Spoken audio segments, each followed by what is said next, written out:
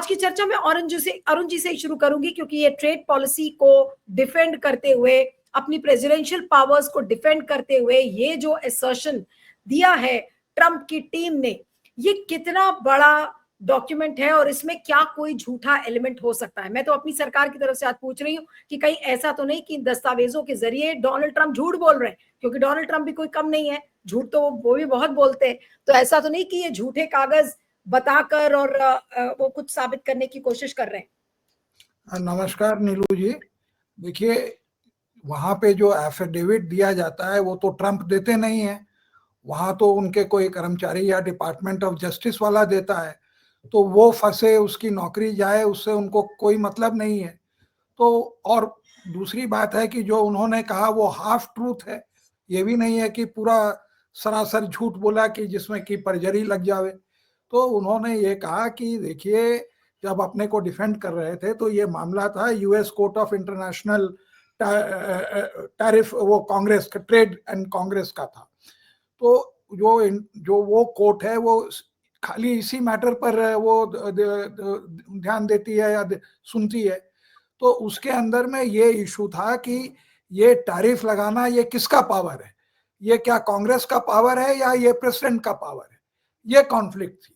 और वहां पे दूसरा ये था कि जो ये इमरजेंसी, तो ये कहा गया कि कांग्रेस जो है ये पावर प्रेसिडेंट को दे सकती है, लेकिन जो बहुत साल पहले जो पावर दिया गया था वो इमरजेंसी पावर था जिसको कि आप एक्सरसाइज कर सकते थे। तो ट्रंप ने ये बहाना बनाया कि हमारा ट्रेड डेफिसिट है, इसलिए ये हम इमरजेंसी पावर एक्सरसाइज कर रहे हैं, जिसको कि कोर्ट ने खारिज किया और कहा कि ये एकदम बिल्कुल गलत है, ये मिसयूज ऑफ पावर है, टैरिफ लगाना जो है कांग्रेस का काम है। इस न्यूज के ऊपर और इस रूलिंग के ऊपर जो है डाउ जोन्स और अमेरिका का स्टॉक मार्केट 1.5% बढ़ा। तो आप ये सोचिए कि ये कितना नेगेटिव फैक्टर है ये ट्रेड के अंदर में। वहां पे ये अपने को बचाने के लिए ये दलील दिया कि देखिए, ये जो है हम ट्रेड और टैरिफ के कारण जो है एक इतना बड़ा परमाणु युद्ध होने वाला था, उसको हमने बचा दिया। तो वो दलील वहां पर वो खोखली थी और इसलिए वो जजेस भी उससे कोई इन्फ्लुएंस नहीं हुए। लेकिन ये आर्गुमेंट जो दिया उसको इंडियन प्रेस ने सही तरीके से पकड़ा और उसको हाईलाइट किया। तो एक तो वो उसका फैक्टर हुआ। दूसरा हुआ कि एक्चुअली ये पर्दे के पीछे क्या कर रहे हैं।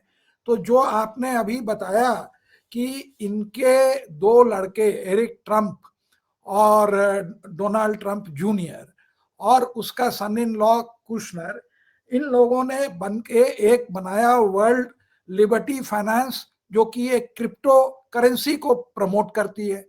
उसमें उनकी 75% हिस्सेदारी है।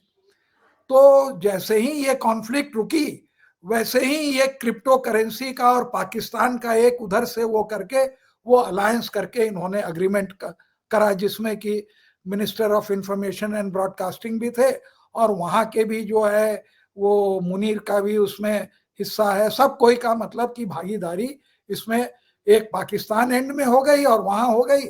और ये हुआ कि अब जो है डीलिंग, ट्रांजैक्शंस और इसका रेगुलेशन और ये सब निगोशिएशन पाकिस्तान में जो है ये क्रिप्टो करेंसी एक पैरेलल करेंसी के तरह चलेगी।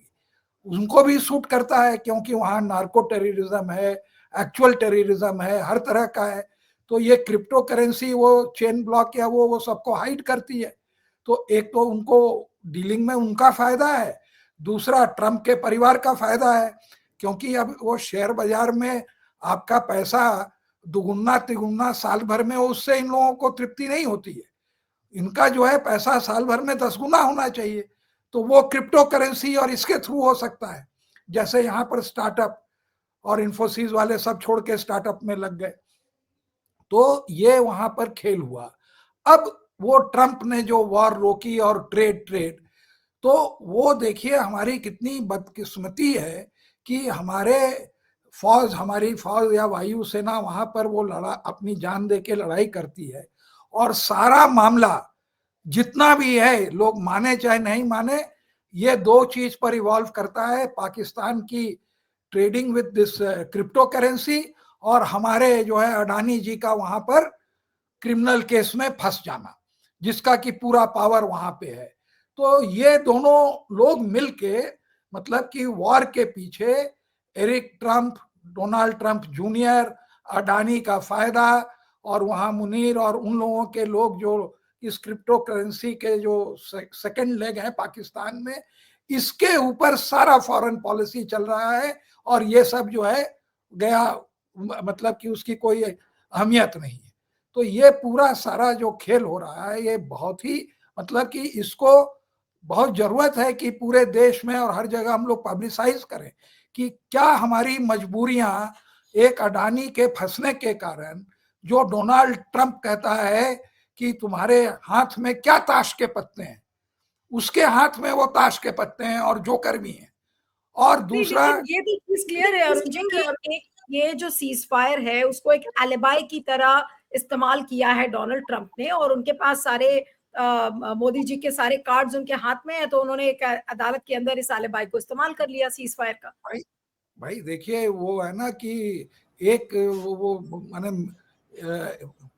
एक तीर से कई शिकार हो रहे हैं। You are killing many birds with one stone. तो वहां पर आप ये मीडिएशन का आप ये एक हीरो भी बने हुए हैं, वहां पे वो तारिफ वॉर में भी उसको जस्टिफाई कर रहे हैं। यहाँ पाकिस्तान में जो है आप धन धनाधन नोट भी कमा रहे हैं, और यहाँ पर आप जो है हमको जब मन में आता है 4 थप्पड़ मार के चले जाते हैं, क्योंकि हमारी गोटी जो है वहां पे अडानी के कारण फंसी है, तो हम कुछ नहीं बोल पाते हैं। तो इसी को कहते हैं ये मल्टीपल, उसी चीज को 20 जगह ये यूज कर रहे हैं, और उसको एक लेग ये भी है कि टैरिफ जस्टिफाई कर रहे हैं। तो ये खेला हो रहा है।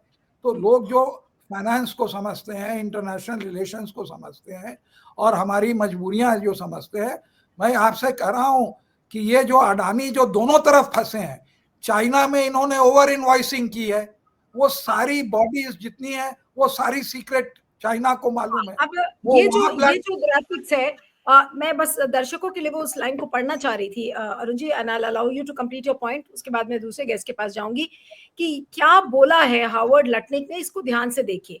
This ceasefire between India and Pakistan was only achieved after President Trump interceded and offered both nations trading access with the US to avert a full-scale war.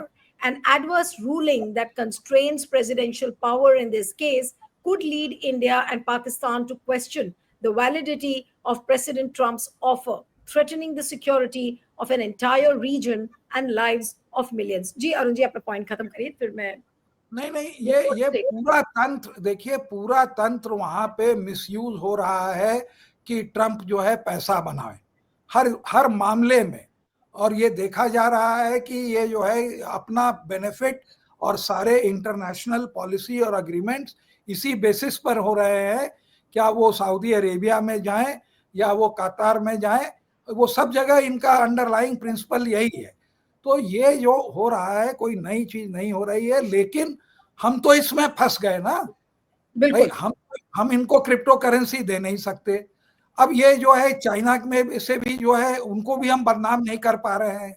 हम गुस्सा अपना उतार रहे हैं टर्की के ऊपर और अमेज़न के ऊपर कि देखिए उनका आप एप्पल मत खरीदिए, आप वहां पर टूरिज्म में मत जाइए, ये सब आप कर रहे हैं। और बिल्कुल ये बिल्कुल हिम्मत नहीं हो रही है कि चाइना से ट्रेड जो है आप काट लें। तो ये सब बातें हैं, रेमिफिकेशन है। अल्टीमेटली बिल्कुल